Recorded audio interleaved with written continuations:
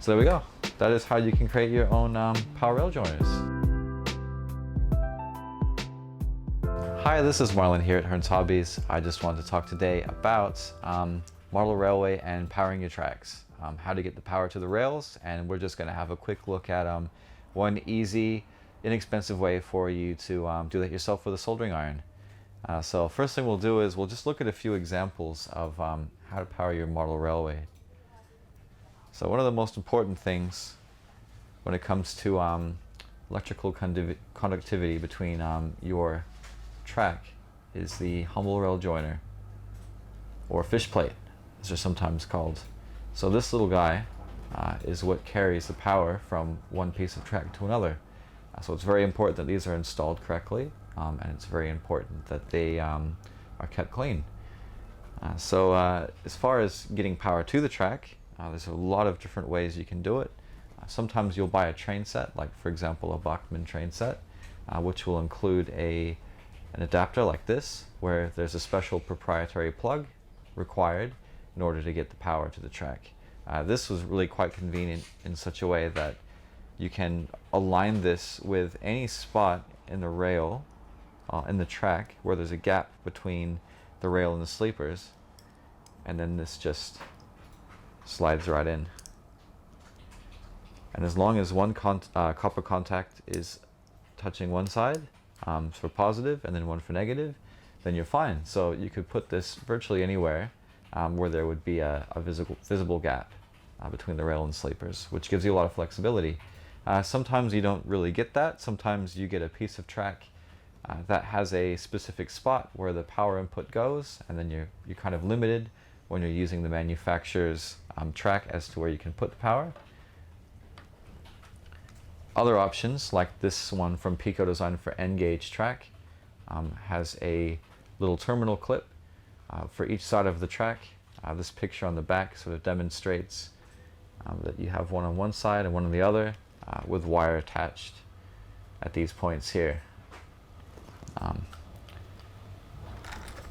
You have some wooden sleepers here, which I'll show you a little bit later as to why they can be useful.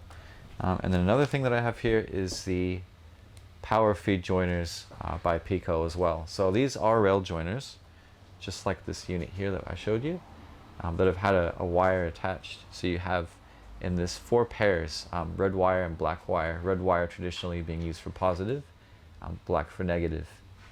I'm going to show you guys how you can make these yourself quite easily, just with a regular rail joiner, some wire, and a soldering iron.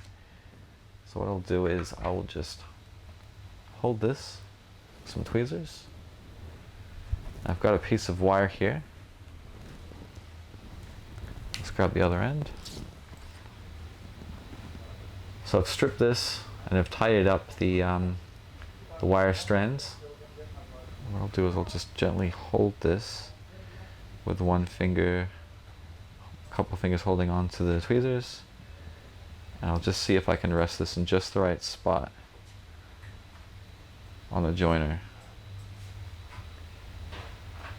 It's where a third pair of hands comes in handy, I guess. And then we'll grab our iron just down here, and I'll just apply some flux core solder.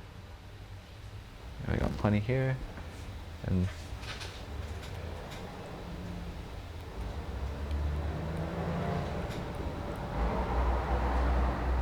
just get a nice strong coverage,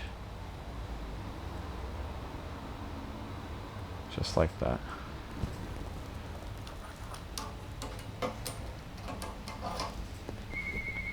All right, and once that cools, you have made yourself a power rail joiner.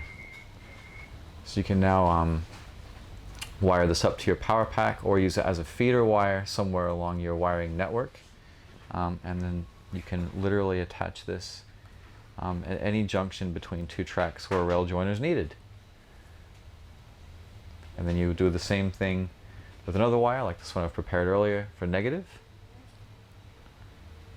Can't put into this one as there's a joiner there, but you can see at a junction between any 2 pieces of track, you can create your own power feeders, which is really good, very cost effective, and very, very easy to do, even if you had limited experience with soldering.